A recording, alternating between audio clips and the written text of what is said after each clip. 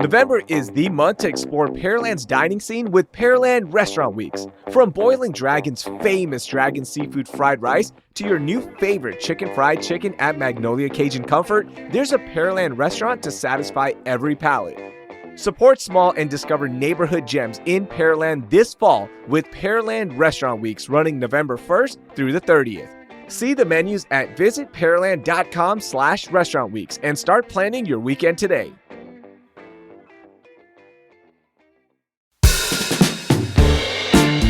Houston's biggest international and independent film festival is finally here. The 16th annual Houston Cinema Arts Festival runs through November 17th with over 40 unique film events, workshops, performances, and more. Don't miss the new documentary Dory Previn, On My Way to Where, featuring a live performance of her songs and a workshop with producer and Rice alum Amy Hobby. Plus, check out the CineSpace showcase of short films made with NASA archival footage. Get your all-access passes for all the screenings, exclusive parties, and more at cinemahtx.org/HCAF. Single tickets are available too.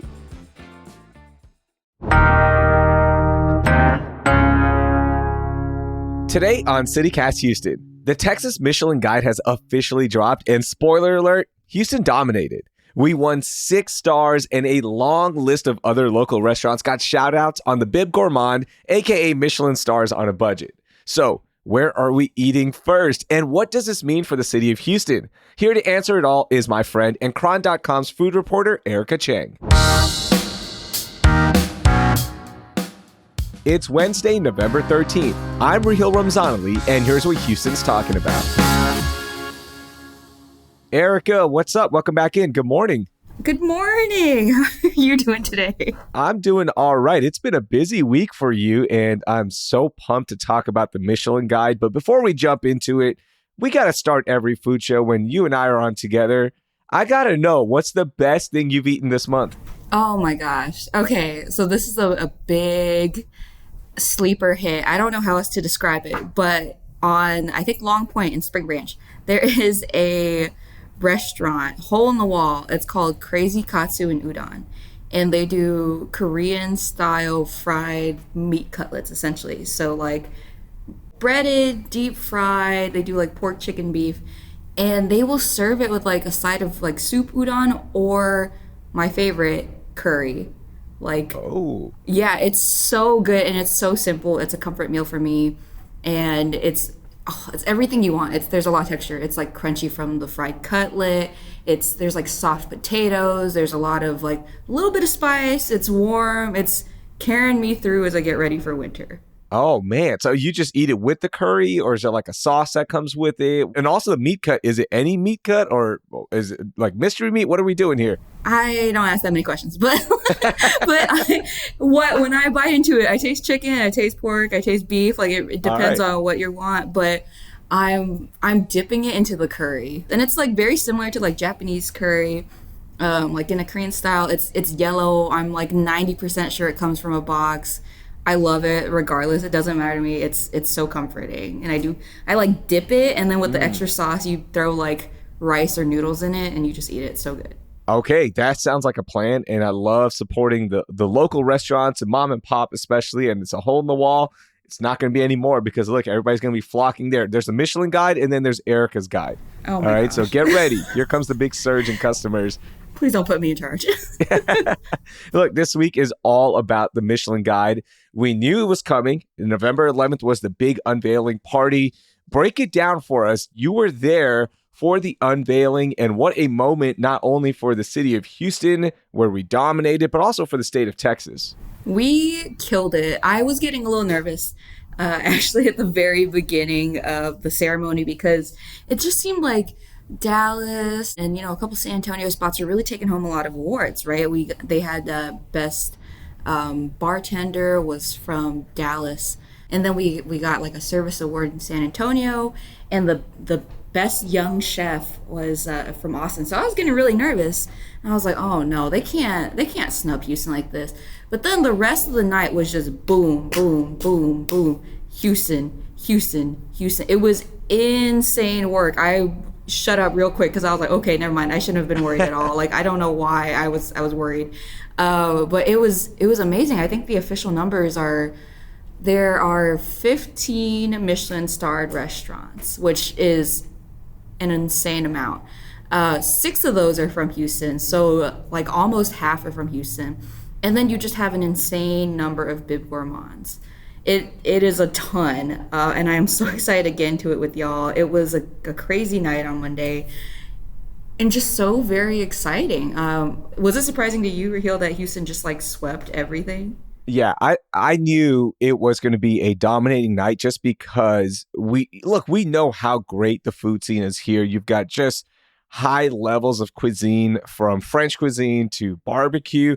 I knew this was going to be huge. And the one I was excited for was the Bib Gourmand. And that was the one where I was like, oh, Houston is about to wreck this up because you look at our restaurants, they are fairly priced and you get like a Michelin star type quality of food and service at these restaurants. And of course, a Bib Gourmand, this is the best way to put it. It's more affordable, but still very high quality. So I love this category. It's basically the Michelin Guide on a budget. And, whatever kind of budget that is, I think it ranges from, $1 sign to $4 signs at this point.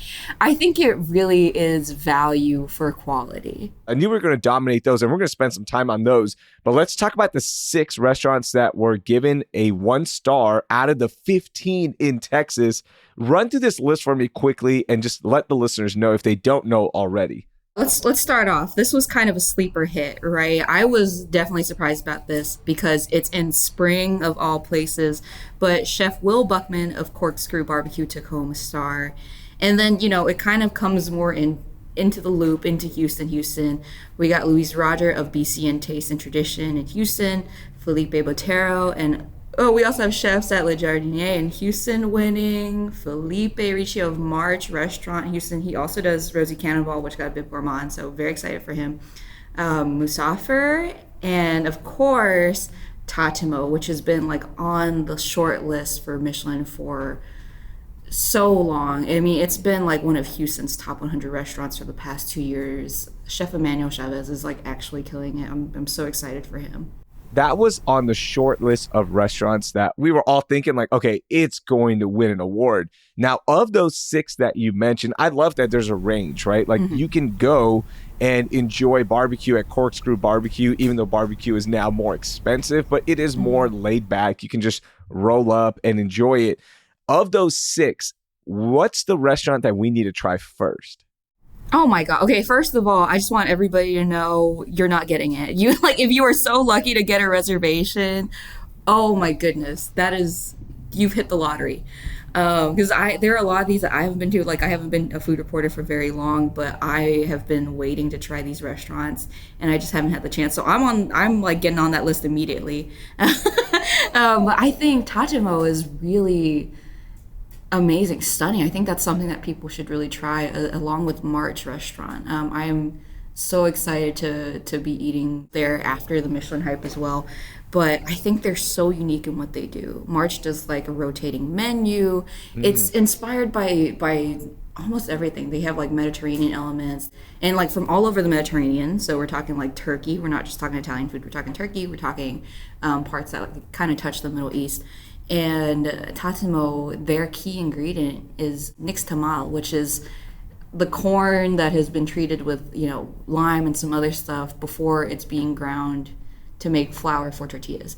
And I think it is so unique. One of the one things that I've seen on Tatimo's menu that has been just mind-blowing for me is he takes that corn flour and he makes like fish tempura with it, which kind of blew my mind. I have no idea how you do that. Like, oh wow. But wow, I think those are really the things that people are looking out for. And I've talked to a couple chefs across Houston. They have said nothing but great things about March and Tatimo too. So I mean, I think those are the places to go. That's on me. I mean, we're all joining the wait list together, so very excited for all of us in the next year or two.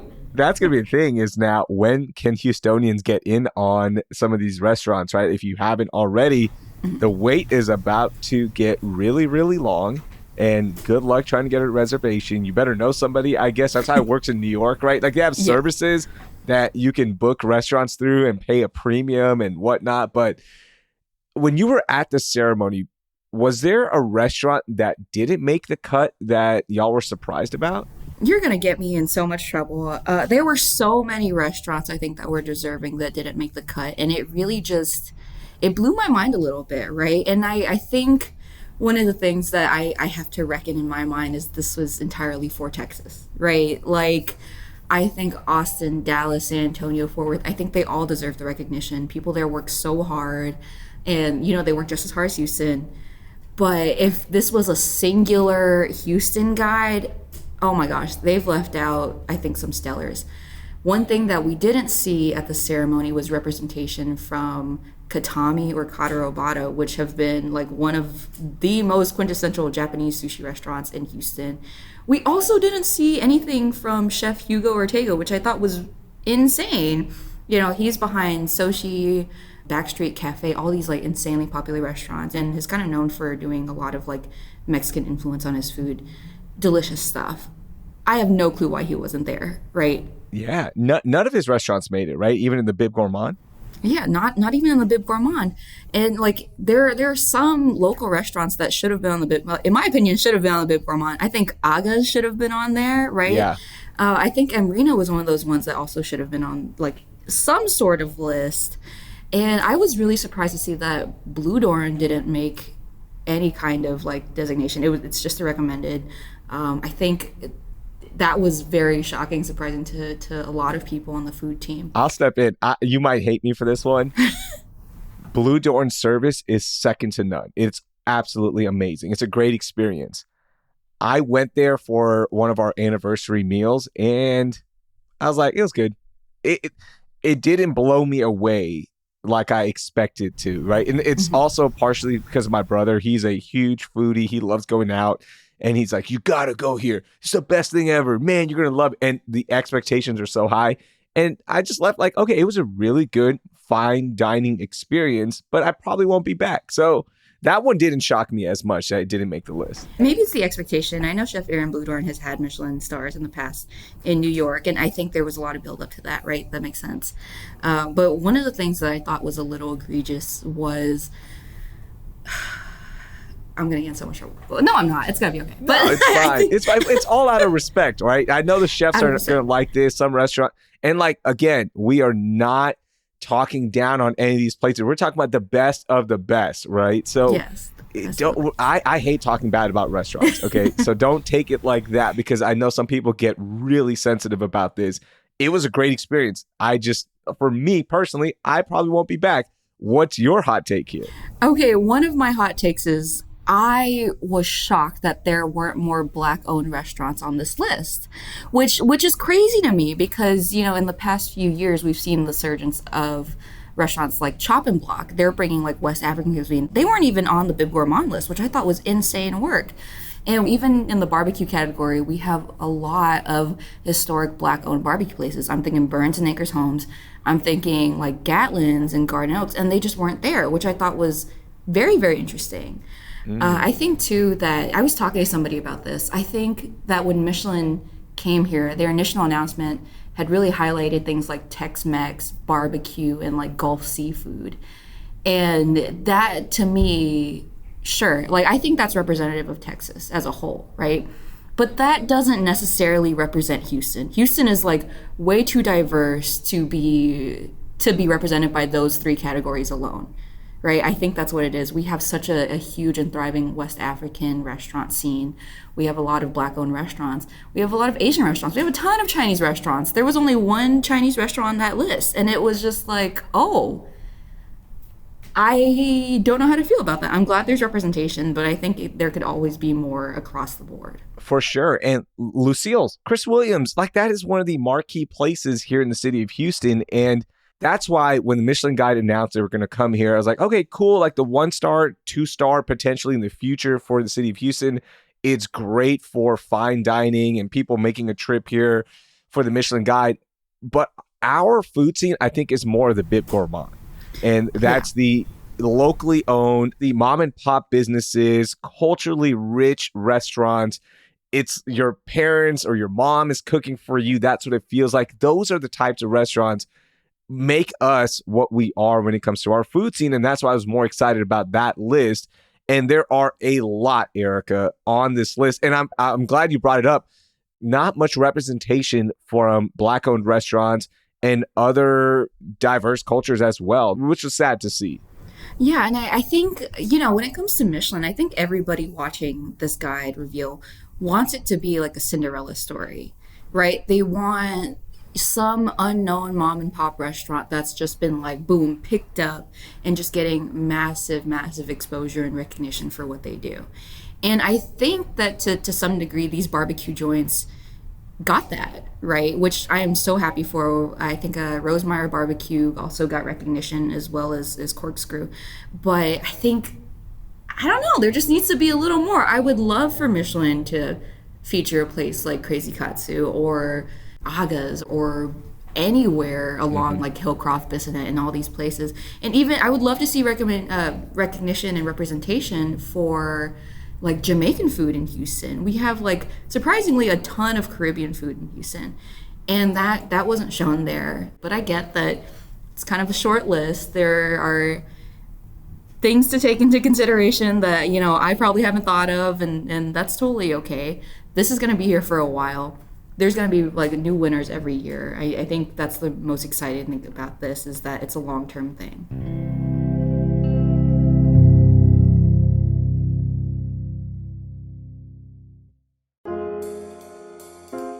One thing I love about Houston is that it's full of amazing stories. Here's one that I just learned about. In 1940, a girl named Ruth Steinfeld and her family were deported from Germany to one of the first Nazi concentration camps in France. She and her sister managed to escape with the help of a rescue group, and Ruth ended up making a life here in Houston.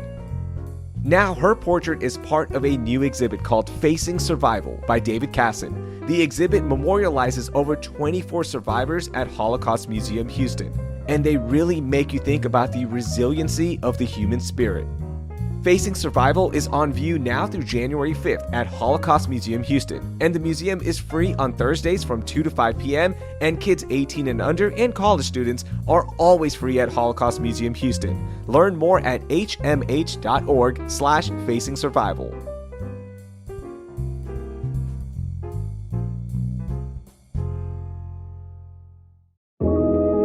Houston's original neighborhood, downtown is for everyone, and right now is the perfect time to start a new Saturday tradition with the Market Square Park Farmers Market. Every Saturday until November 16th, from 10 a.m. to 2 p.m., you can enjoy this great weather that we're having and walk the farmers market like I do and check out all of the local growers and makers as they provide access to seasonally fresh and affordable fruit and vegetables, plus meat proteins and prepared foods, as well as other household goods. The best part? The Market Square Park Farmers Market is in collaboration with Central City Co-op, which is Houston's oldest organic sustainable food co-op. There are several parking options, and it is accessible by the Metro Rail, so you can easily get to it. You can also enjoy live music performances by local artists and other entertainment so the entire family can have fun. Learn more at downtownhouston.org. Downtown Houston, get energized and revived. The Museum of Fine Arts Houston presents Living with the Gods, Arts, Beliefs, and Peoples. To celebrate its centennial, the museum has organized a once-in-a-lifetime exhibition that features extraordinary objects made by artists to communicate with their gods. Living with the Gods represents a vast array of religions and beliefs, with art created across cultures and across thousands of years. The 200 objects demonstrate the astonishing quality that artists have achieved when driven by passion and faith. Living with the Gods is on view from October 27th through January 20th, 2025. Visit mfah.org/livingwiththegods to learn more. That's mfah.org/livingwiththegods. Let's talk about the rest of the Bib Gourmand restaurants. You mentioned some of the barbecue spots. Emma in Houston, of course, that made it. That was one that we were excited. That's like our unofficial CityCast Houston spot. We've talked about it so much. As soon as I saw the news, I shared our reel from Emma. That's a great experience. It's very nice to just get in and out. Hopefully it's still like that. I think the lines are going to be long at these restaurants more than the 1-star ones. So we'll see. What else caught your eye in the Bib Gourmand? I think one thing that was really interesting to me was Khao Ba in Houston. It's like a Vietnamese restaurant, and it was very, very good at one point. It's been closed for a little while. That really shocked me. And I think like the bigger thing is like obviously these Michelin people are coming in and they experience Houston food at like a certain specific amount of time. They're not here eating every day of their lives, which is, kind of the downside of this. That shocked me. Wait, why are they closed? No clue. I have no idea. So they were named as a Bib Gourmand and they're temporarily closed right now. Yeah. Okay. So they're supposed to reopen soon, or like something is taking over that space. I don't know if it's actually like the original owners or whatever.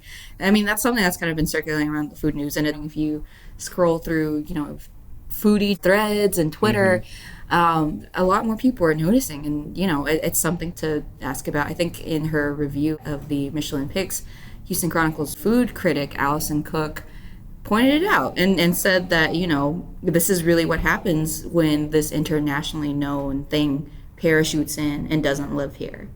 It's just one of those casualties. Yeah, it is. One thing that was not a casualty was Street to Kitchen being named a Bib Gourmand, which was awesome. Could have been in consideration for a Michelin star as well. We just know the high level of cooking that goes on, service as well with Street to Kitchen. I was so happy for them that they were named as one of the Bib Gourmands. I love them. I've talked to them, over the phone about Michelin, about restaurants. They know their stuff. At one point, I was talking to Graham, the husband and like co-owner, about Thai food, and that conversation went on like well over an hour. It was so interesting. I love when food people that know background, that know history, that know art get their recognition, because truly it's something that can't be replicated. Okay, Erica, I've asked you some tough questions, and this is probably going to be the hardest one. If you had to pick one restaurant to recommend to our listeners from the Bib Gourmand, which one are you recommending? Oh. I'm putting you on the spot. You have to answer this, and I'm going to send it to all the other chefs that you don't mention. Oh, okay. You know what? I'm going to hang up. We're done. We're done. I mean, there's so many. Belly of the Beast, that's a great one to start off with. I like Nobi's, but I like their pies. I mean, that is one of the best desserts in Houston. So I'm kind of helping you out here to get it going. I am putting you on the spot still. Where are you picking? Oh, okay. I like to do this thing called super dinner, where I order one dish from multiple restaurants and I eat it with like 2 or 3 other people. I think that's the way to go here. Okay, like that's such a cop-out answer. But doesn't the internet call that big back? Isn't that big yeah, backing? But we're into body positivity, bro. You gotta eat. I love variety. That's like the worst thing for me. I absolutely love it. But I want, people are gonna hate me for this. I want to give it to Blood Bros because their story, I think, is so Houston. That story of that restaurant is faced with so many trials and tribulations and like, but they're still making it. But it's 2 brothers, Robin and Terry, and their bestie, and they get together, they learn how to smoke meat, they do it as a hobby, and they just grown in their success. It's a lot of trial, it's a lot of cooking, and it's barbecue, of course, Texas thing, barbecue, but they're putting so many different twists on it that I have not seen anywhere else, right? They're doing like smoked pork belly banh mi, they're doing like brisket tao fun, which is like a Cantonese style flat rice noodle that's been like stir fried. They're doing so much, and I love that they change things up. I love that they introduce new things. I think that's such a Houston story. They're from A-Leaf, like it's it's the come up. I think that's what it is. It's the hustle, it's the come up. That makes me love them. And like, once again, my honest recommendation is super dinner. You super dinner every place on this list. You could do a super dinner with just the barbecue restaurants and have one of your best meals ever. You can. I mean, I honestly, my honest recommendations that you go to all 17 of the places listed in the Bib Gourmand. You super dinner it up. That's the way to win here. I don't pit restaurants against each other like this. I can't pick one. You have to try every single one of them. This is so amazing for the city of Houston. We can now really like factually say we are one of the best food cities in the nation. Of course, in Texas, by the way, we had more than Dallas. So Dallas, pipe down. Pipe down, all right? Don't even start this conversation of Dallas is better than Houston. Y'all's food scene is so overrated. Stop it. Stop it. It's officially based on the Michelin guide, all right, with the big tire man there. All right, he officially said Houston is better. So there is that. I do want to end with this. I got one question for you regarding the rest of Texas. Looking at the list from Dallas, Austin, San Antonio, what's one restaurant that we have to go try at one of the other cities? Oh, I don't know if that's any of my business.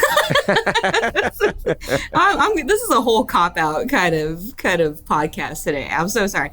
I think something that was that I was really interested in. There is a sushi restaurant in Austin called Toshokan, and I think they got the Bib Gourmand recognition. And they do like omakase. They have a 14-course dinner. They do a lot of stuff, that I've seen.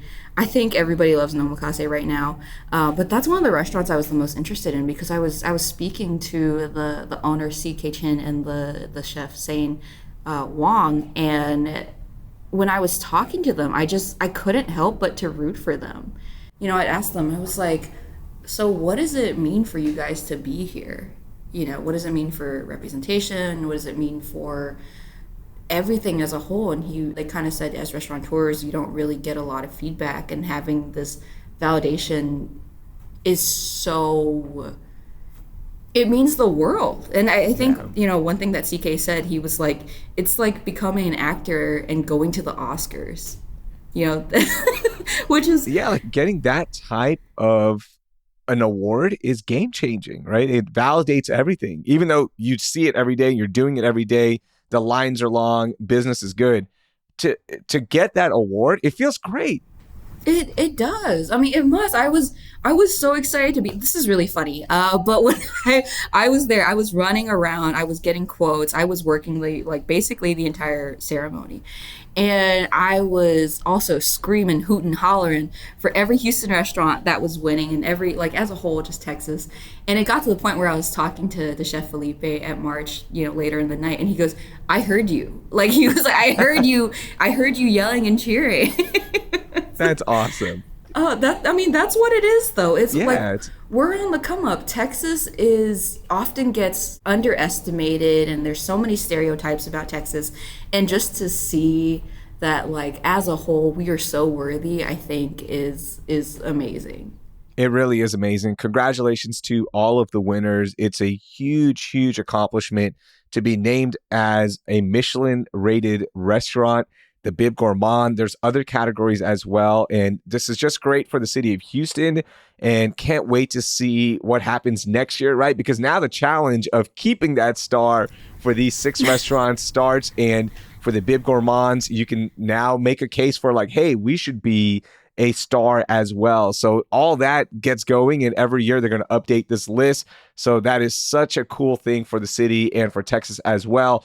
Look, every time you're on, I got to get your check, please, which is basically your hottest food take right now about the city of Houston. Give me your check, please. Oh my goodness. So can mine be more general today? I think I need some generalities. Okay. So, and this includes some restaurants in Houston. I don't think that the number of chicken nuggets in an order is enough. Okay, explain. Okay, so I feel like when I eat a lot of chicken nuggets. I was a chicken nugget kid. It's quick. It's my comfort meal for some reason. I don't think they give you enough. I know you order by let me get a 4-piece or a 2, it's never enough. I think they need to throw an extra one in there just in case. Yes, they should always throw extra ones in there. That's the best part of ordering chicken nuggets, or when you are picking up a quick meal, you order some fries with it and they throw an onion ring in there. You're like, hey, thank you, just throw it in. So if I order 8, I really mean 10. That's more on us, Erica, for being cheap. Why don't we just order 12? Okay? Okay, yeah. I don't think the restaurant should be put on blast, but I get what you're saying. Right. Like, throw in one more. You're right. I think you're right. Maybe this is just a me thing, and I probably have issues with chicken nuggets, but you're right. I just need to order up.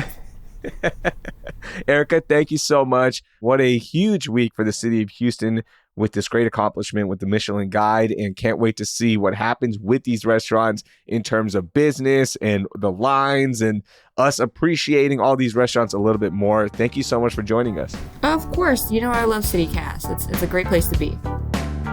That was Erica Cheng. You can read all of her work on Cron.com. Hey, do me a favor, share this episode with 3 of your foodie friends so y'all can pick which Michelin-rated restaurant you're going to dine at next, or maybe your first one.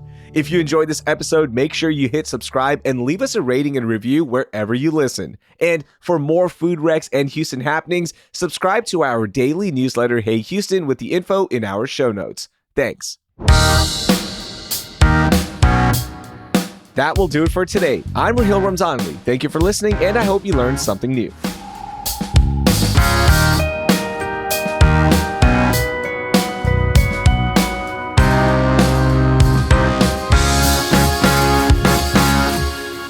Okay. I don't know how to say Le Jardinier. Okay. So bad. You said it right. Okay. Okay, so